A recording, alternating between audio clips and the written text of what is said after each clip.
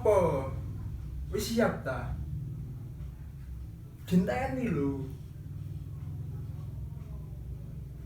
Tak buka dhewe yo. Halo, assalamualaikum warahmatullahi wabarakatuh. Balik maneh karo aku niki nih, Aun bin Munir di channel Doa Mas Studio. Durung mari. Balik maneh di konten ngeranyam. Ngerasani sing panas, ojo ngerasani tonggo. Ngeranyam saiki temane iku apa ya? Keluh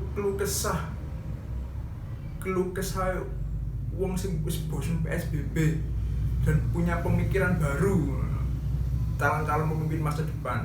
Betul nggak? Masuk Eko! Ojo lali like video iki karo subscribe channel Doa Mas Studio, gawe support Doa Mas Studio ben brandamu ana sing mbanyol lan share nek iki bermanfaat. Ayo, wae sampean saiki. Wis tak buka lho. Oke. Selamat menikmati.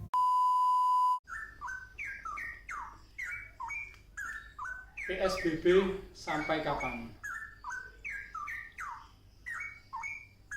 Saya berniat membuat video ini berawal dari mendengarkan sebuah radio swasta yang membahas tentang PSBB.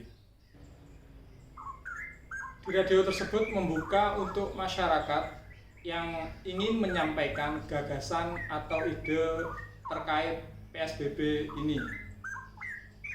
Ada salah satu ide dari warga Surabaya yang ingin Indonesia menerapkan lockdown sepenuhnya selama 7 hari.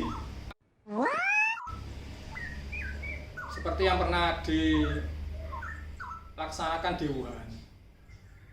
Tapi terbantahkan oleh narasumber yang diundang di radio tersebut, kalau menerapkan lockdown butuh biaya yang tidak sedikit.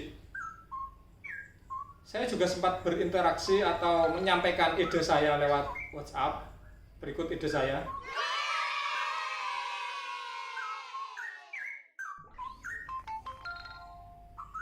Tapi tidak sempat terbacakan karena waktunya sudah habis. Kalau menurut saya pribadi, PSBB yang dilakukan saat ini kurang efektif. Karena apa? Karena masih banyak penyeberangan antar kota atau kabupaten yang terjadi di wilayah yang sedang melaksanakan PSBB. Belum lagi yang nekat mudik dari awal. Sebenarnya mudik ini adalah yang paling berbahaya. Karena apa? Karena ini berpotensi membahayakan wilayah yang hijau atau menyebutnya zona hijau. Sik tala, ojo diganggu. Serius iki lho. Dan lagi dengan PSBB ini, warga atau masyarakat yang menggantungkan kebutuhan mereka dari hasil penjualan hari ini itu terganggu karena aktivitasnya dibatasi oleh PSBB tersebut. Saya tidak membahas bantuan yang dilakukan pemerintah karena saya sendiri tidak tahu apa yang terjadi dengan bantuan tersebut. Tersampaikan atau tidak, saya tidak berkomentar banyak tentang itu. Langsung saja berikut ide saya. Saya menyebutnya ini adalah locking the city. Maksudnya adalah mengunci kota atau kabupaten dari kabupaten lain. Mungkin untuk provinsi yang kecil bisa diterapkan satu provinsi. Tapi dengan syarat satu Indonesia harus kompak melakukan ini. Kompak melakukan tidak ada penyeberangan antar kota atau kabupaten. Tujuannya agar jelas kota atau kabupaten mana yang benar-benar hijau dan merah. Penyeberangan hanya boleh dilakukan untuk logistik. Itu pun sopir dari kota A yang mengantar ke kota B itu harus dikarantina beserta dengan kernet-kernetnya. Dan yang menurunkan logistik tersebut adalah warga dari kota yang didatangi. Ini agar jelas bahwa kota tersebut benar-benar steril atau tidak ada penularan dari luar kota. Ya karo ngopi rek, cek seger pikire. Lanjut. Terus apa yang dilakukan masing-masing kota tersebut? Kalau menurut saya pribadi, kota tersebut berjalan seperti biasa saja. Kalau ada yang berkomentar, nanti malah banyak yang ketularan. Coba lihat sekitar.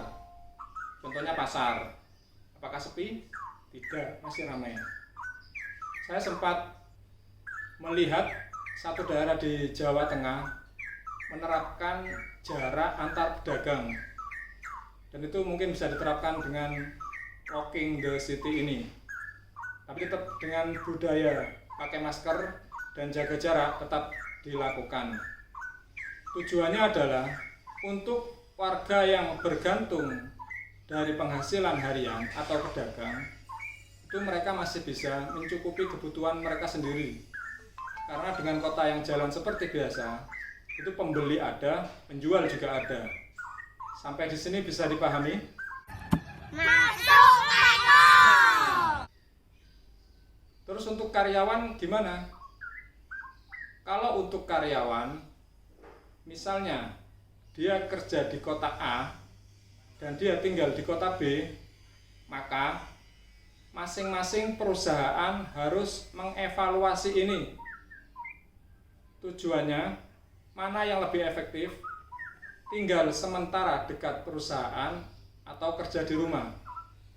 Nah, sebelum penerapan locking the city ini diterapkan, ada baiknya disosialisasikan minimal 3 hari dan disampaikan kepada masing-masing perusahaan agar meninjau kebijakan tersebut. Jajane ojo lali rek. Tapi ki kosong. Lanjut. Setelah semua itu diterapkan, saya yakin akan terpetakan mana yang benar-benar hijau dan mana yang merah. Sampai kapan? Dari data yang saya lihat itu 14 hari baru kelihatan orang itu benar-benar ada COVID-19 atau tidak. Ya mungkin bisa dibantu dengan penelitian yang sebenarnya, berapa hari sebenarnya orang tersebut bisa diketahui positif atau tidak. Untuk daerah yang berwarna merah atau zona merah menerapkan skala lebih kecil lagi. Misalnya per kecamatan di lock. Dan untuk daerah yang berwarna hijau, patungan seluruh wilayah Indonesia membantu untuk daerah yang berwarna merah atau zona merah. Bagaimana ternyata jika zona merah lebih banyak? Saya kira tidak, karena sampai dengan saat ini hanya 19 provinsi dari 34 provinsi yang terkena wabah atau zona merah.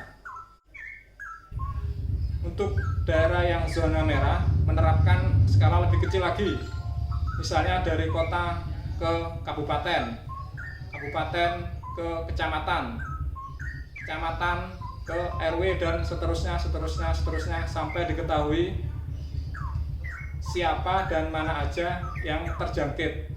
Dan untuk yang hijau bisa beraktivitas seperti biasa dan tidak masuk ke zona merah tersebut. Terima kasih.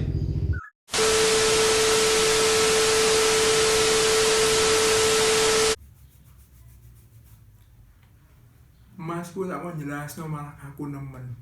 Cek datare, kayak kate sedang skripsi ae. Emang apa sih nggak boleh? Sombong amat. Ya wis ndak apa-apa, yang penting semua paham. Ya apa nih iki diterapno rek? Sing setuju komen, sing gak setuju komen pisan cek aku ro. Ojo lali kayak saran ana sing kurang mantep. Jangan lupa like video ini dan subscribe channel Doa Mak Studio.